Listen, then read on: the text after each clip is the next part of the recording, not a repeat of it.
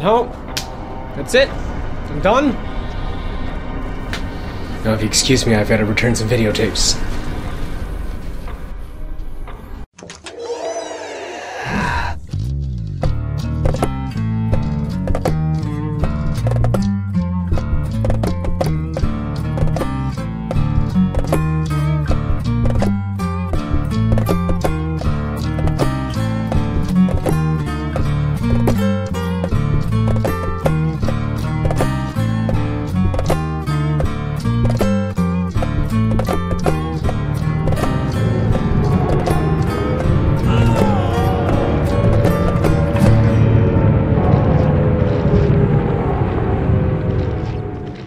So welcome back.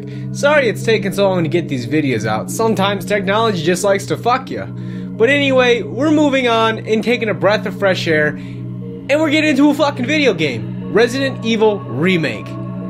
Have you ever played a game where the very idea of putting it in the console fills you with dread and terror? Well, that's this game in a nutshell. Remember how I said, but I also only find like 2 games genuinely scary, so well, this is one of them. This game is genuinely fucking terrifying. The atmosphere is foreboding, the sound design is excellent, and the graphics are fucking way ahead of its time. The other game...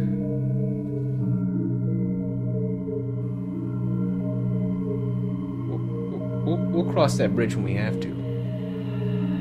That is if I don't cry myself to sleep first.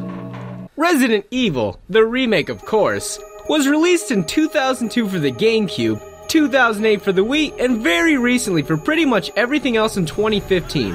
Luckily, all versions are mostly the same in terms of content. Good job, Capcom! Shinji Mikami makes his return directing this game, and this man sure knows how to make a fucking video game.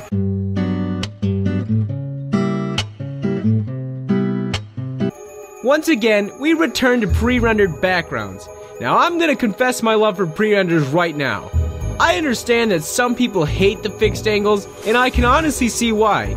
But that really takes a load off the console's GPU, which allows it to focus more on detailed 3D character models. So anyway, this game brings a lot to the table. This remake is amazing, and for people new to the series and veterans alike, brings an experience rivaled by very few. This game does an amazing job of recreating the original while staying true to the source, but adding new features. It feels so familiar, yet so new. As usual, the controls. They're great. There's a quick turn, so I'm happy. The turn arc is great and the hitboxes are good. What I really like is the C-stick can be used to quick turn. Something about it just makes me happy. Just flicking the bean and turn around, fucking beautiful. The quick turn feels a bit slow, but I just call that a nitpick more than anything. In the remaster, they finally offer 2D controls as well. Now I know I've been quite the stickler about tank controls, but I by no means think that these games shouldn't have the option for different controls. I personally can't really see how people play it like this, but hey, whatever works for you. Moving on to the graphics. Holy shit, this game looks amazing! This game is over 13 years old and it holds up so damn well. The backgrounds look fucking immaculate.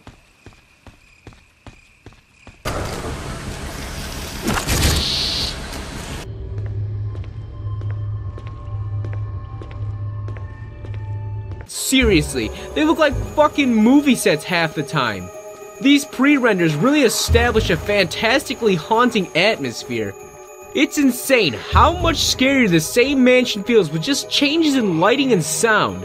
The lighting is phenomenal. Many of the areas look vastly different just because of the lighting.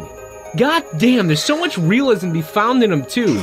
Trees shake, grass blows in the wind, fog envelops over the hills. This paints an atmosphere. All the characters look great.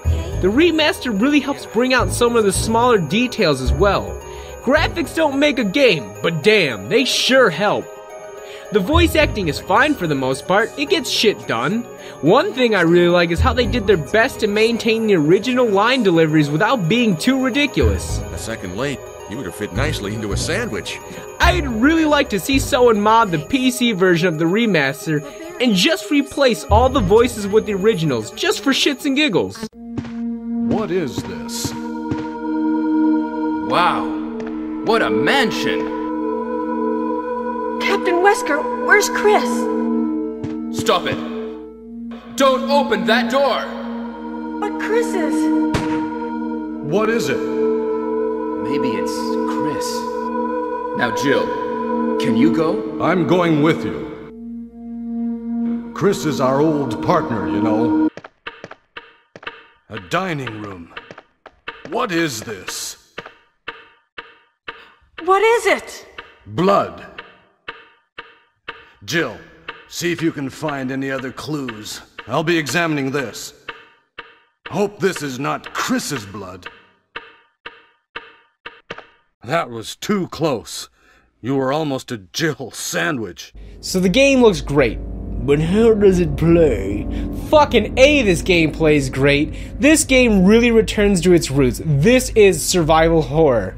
This game is a paradigm of survival horror, and I'll totally admit, it's really not for everyone.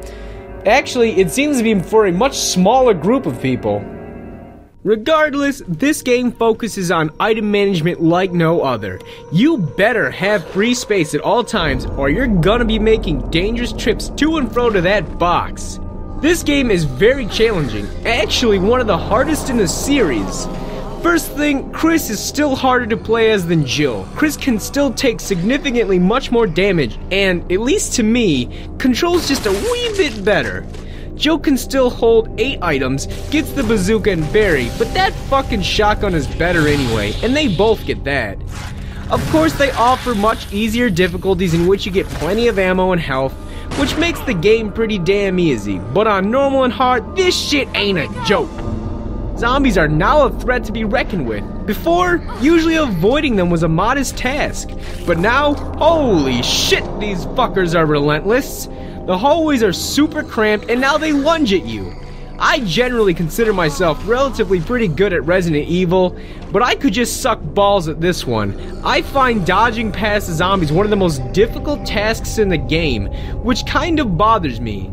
Like sometimes I can easily dodge right past them, but other times no matter what I do, they don't take no for an answer. Give me that butt. It can be quite frustrating. On the other hand, they add new things to help balance it out. First, zombies still can't grab you on the stairs. Now that sounds silly, but honestly, I use the stairs a lot when avoiding them. The knife is a little better than usual. Whenever you tap L1, you kinda slide backwards. Now I can see what they were going for, but it's still just as useless to actually use the knife. Whenever you swing it, you're still stuck in place. The game adds defensive items in which you use these items when grabbed by an enemy which hurt them and keep you from taking damage. You get an arsenal of knives, grenades, and a stun gun.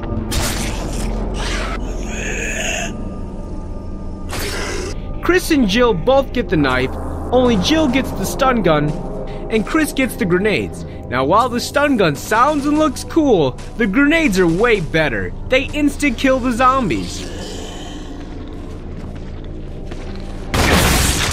Now this leads to the game changer, Crimson Heads. What's a Crimson Head, you ask? Well, young lad, it's a fucking nightmare-inducing steroid zombie that moves fast as shit!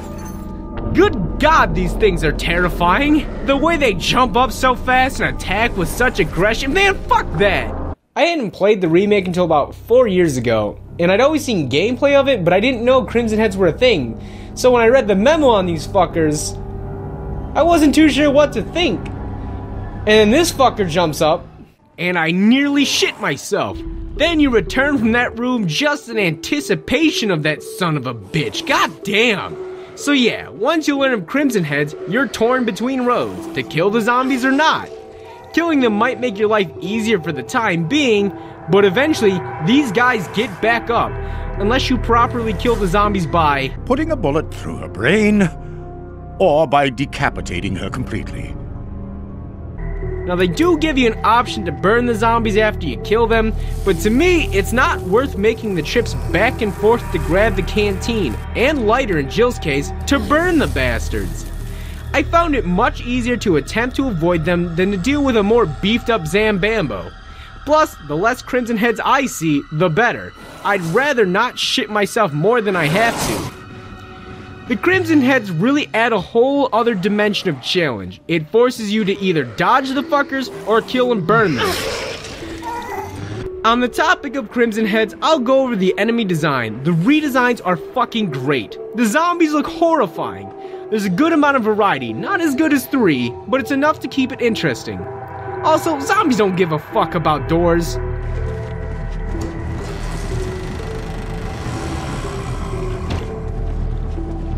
The Crimson Heads are, again, fucking terrifying. They got claws and no skin on the face that make them scarily growly sounds. The spiders look pretty spidery. The dogs look awesome. It's missing part of its ribs. The hunters are pretty great too, but they're so dramatic when they die. God, just get it over with already. I mean, Yawn is a snake, so meh. And then that two's a shark. The plant is a plant. Lisa's pretty creepy though, and her backstory is actually pretty sad.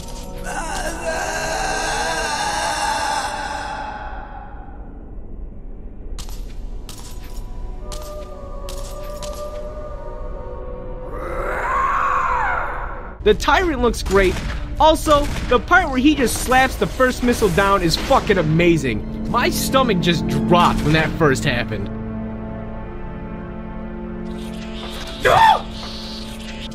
What the fuck? The Chimeras once again are ghastly. Easily the scariest enemy again. Jesus, what the fuck?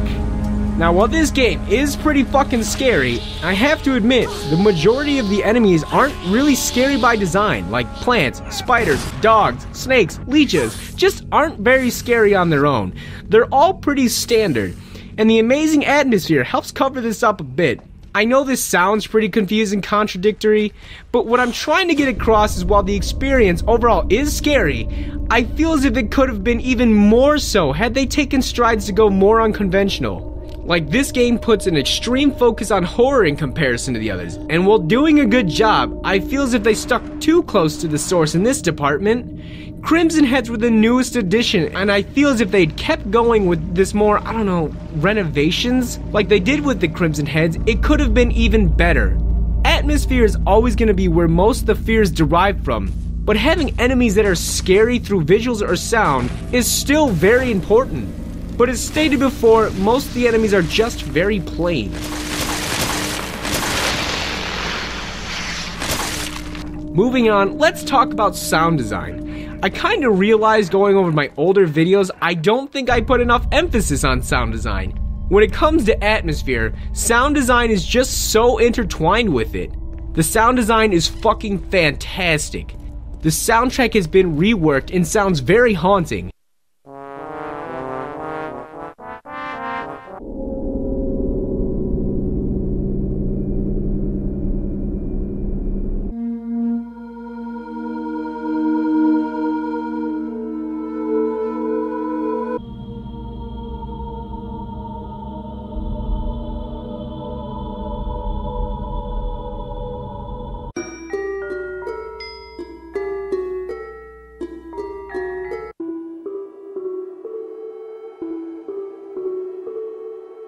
Zombie moans are chilling to the bone. That low bassy rumble is great. The sounds of the Crimson Heads growling are terrific. Ambient sounds that fill the rooms are great. The footsteps, as much as I love the old clopping sounds of the old ones, are very realistic here. Again, this might sound silly, but it really adds realism and immersion to the whole thing. They even reprise older songs that sound better than ever. And that save room theme. God, I love Resident Evil save room themes. If you really want to shit yourself, wear headphones while playing this. Actually, you really should play all horror games with a great sound system or headphones. Now, I'm not going to say too much about the story. It's still pretty much the same. They add more cutscenes and more story into it overall. They go more into the history of the Trevors and stuff. A few tie-ins here and there, but it's still, you're stuck in a spooky mansion, get out! Now after you beat the game, you unlock the hard difficulty, followed by real survival, in which your magic item box is no longer linked, and each box is isolated.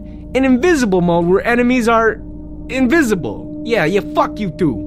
Lastly, let's talk about the puzzles. The puzzles are pretty good. They're not very difficult, but I feel as if they're at a good level. Most of them take some thought, but don't take too much to solve them.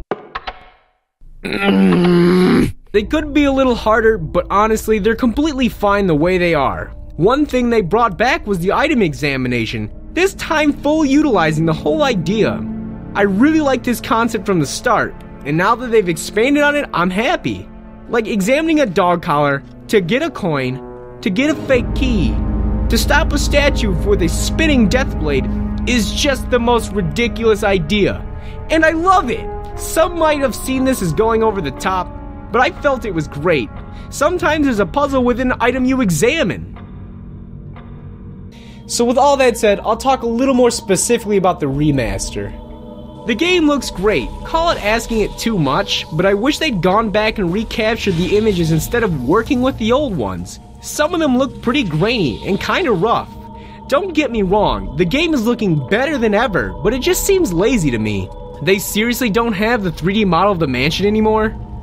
I'm glad they kept most everything intact though. The widescreen support is nice, but to me that scrolling just looks really gross. I'll take the 4:3 aspect ratio. I'd wish they do an update where you can optionally skip the door animations, like in Deadly Silence. They added more costumes, which is cool. It's nice to have this brought to a more accessible console instead of the GameCube and Wii. Plus, I really love using the PS4 and Xbone controller instead of the GameCube's dinky-ass D-pad. Especially the Xbone controller. Jesus, I love the micro switches for tank controls. Now I know I seemed pretty butthurt about the remaster in the last video, but as long as they actually use this to test if remaking the other games is viable, I'm open to the whole thing. Obviously, that's also up to if it does well. I'd rather them just remake 2 to test the waters, but whatever. So overall, the remaster just gets a big thumbs up from me. Just don't remaster Zeros. So overall, this game is amazing. I may have seemed a bit critical of it, but I was just holding it up to the standards of games of the same caliber. This game succeeds in most areas with only a few nitpicks. If you're on the fence of getting this game, let me help you. Get this game, especially now. The remaster has made it more accessible than ever. The plethora of platforms, the new control options, the easier difficulties. This game is worth owning, and just wedges in and joining the ranks of games of the likes of Silent Hill and Fatal Frame, of games that are truly scary. Now, I was gonna save this for a whole other episode, but I'm just gonna get this fucker out of the way. So moving on, we're getting to the prequel, Resident Evil 0? Now, I don't know about you, but that seems like such a strange direction to take. Like, did anyone think to themselves, I wonder what happened right before the mansion. I sure didn't. As stated before, Zero came out on the GameCube the same year in 2002, and again on the Wii. Quick note, avoid the fucking Wii version if you don't have the ability to use a GameCube controller or something similar. Using the fucking Wiimote nunchuck combo renders this game unplayable. I don't know what sick fuck can use a joystick with tank controls, but I seriously can't play the game like that. Unfortunately, it's the best looking version. Since GameCube component cables are astronomically priced, the Wii is the only way to get component. Now I apologize for the butt quality here, but I can only use composite on my Elgato because I was dumb and didn't buy the S-Video attachment. Anyway, enough about cables and boring nerdy shit. This game lures you in with its insane graphics, only to deliver such a disappointing experience. This game was in development for years, since '99 I think. It was initially supposed to come out for the N64, but yeah, that GameCube. What's strange to me is I somehow managed to play this before the remaster. I don't know what the fuck was wrong with me, I just saw it in the video store and I was like, Resident Evil 0. So the game is a prequel to the first game, starring my girl Rebecca! It's actually cool to see Rebecca star in her own game. She teams up with Billy Cohen, a wife-beater wearing ex-veteran incarcerated for his war crimes. Despite his odd design, I actually really like Billy, and I think they should have used him again. The game revolves around some guy that sings that really likes slugs. Wow. and Wesker and Birkin broing out. That's really about it. The story really makes no sense. It somehow takes place a few hours before the first. How that even works just blows my mind. Oh wait, it doesn't. This fits into the series as well as... the fuck analogies, it just doesn't fit. So the main feature here is the zapping system, which I'm not sure how it was generally received, but I really like it. Though in this case, it feels misplaced. You control the two characters separately or simultaneously, in which you can zap between them, taking direct control in which the other character is controlled by the AI. Generally, it functions well enough, but the AI can be pretty dumb at times. Yes, Rebecca, stand there and let the zombies eat your face. The puzzles involving this gimmick are pretty straightforward and predictable. The thing, at least to me, seems to be that it really has no purpose. 90% of the time, Billy and Rebecca are always next to each other. Like, it could have been awesome if it was like an RE2 where, like, they weren't always in the same room most of the time, working together to accomplish goals and shit, or something of that nature. Since Billy can take more damage, is a better shot, and just overall feels better to control, most of the time I'm playing as Billy. So what we get is two characters on screen, and one just acts as a moving item box with a health bar. Rebecca is just so weak. I get that she's an 18-year-old girl that's new to the stars and everything, but fuck. As I said before, I'm not really sure how others feel about this system, but I really like it conceptually.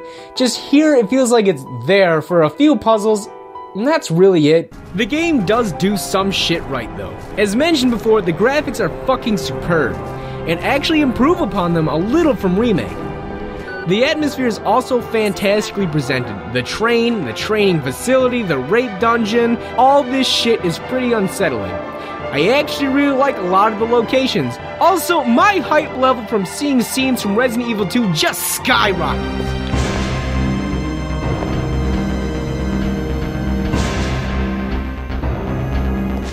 On the other hand, some of this shit really pisses me off. Despite it having a pretty good atmosphere, it's not even scary for the most part. I really hate the train segment. Like, it's creepy, sure, but it's so fucking cramped that avoiding the zombies is borderline impossible. And from here, it only goes downhill. The worst part is the enemy design. Jesus fucking Christ, this shit is the worst. They are just big fucking bugs or animals. Centipedes, scorpions, monkeys, leeches, bat. I could go on forever. They're not scary. This goes for the whole series. All they do is take real-life animals and make it big. Oh no, big centipede! Oh no, big frog! Oh no, monkey! Like, sure, if a gigantic fucking centipede came crashing through my wall, you're damn right I'd shit my pants. But in a game, it's just not fucking scary. The fucking monkeys are insanely difficult to kill. A point-blank blast from the shotgun should kill this son of a bitch. Not only are they fucking impossible to kill, they stun lock you all the fucking time. Look at that! What the fuck am I supposed to do? As much as I like being able to leave shit all over the place, this creates a fuck ton of backtracking. You better know what you need before you move on, because if you left something somewhere weird, have fun in going and getting it, fucker. Like the fucking hookshot, goddammit! Not only can each character only hold 6 items, certain items take up 2 slots. Jesus, this is just too fucking tedious. Transporting items is even more fucking annoying because I have to make 2 trips. That's really the best way to describe this game. Tedious. So this game is such a mixed bag, it's ridiculous. It pulls you in with its charm and dazzling graphics, then exposes its flaccid penis to your kids, scarring them for life. Hey kid. This game doesn't take a step back in the series, it just takes like a weird, goofy step to the side.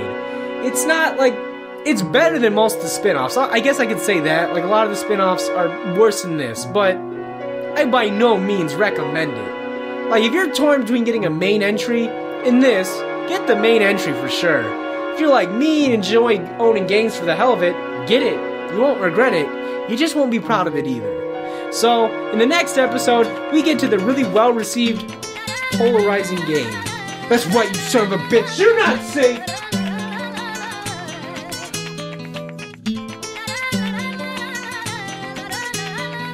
That'd be beautiful with the camera. So overall, this game is fucking. I was like, oh god, please tell me I was recording. For some reason, I just drew a blank. I gotta be beautiful, even though I'm not.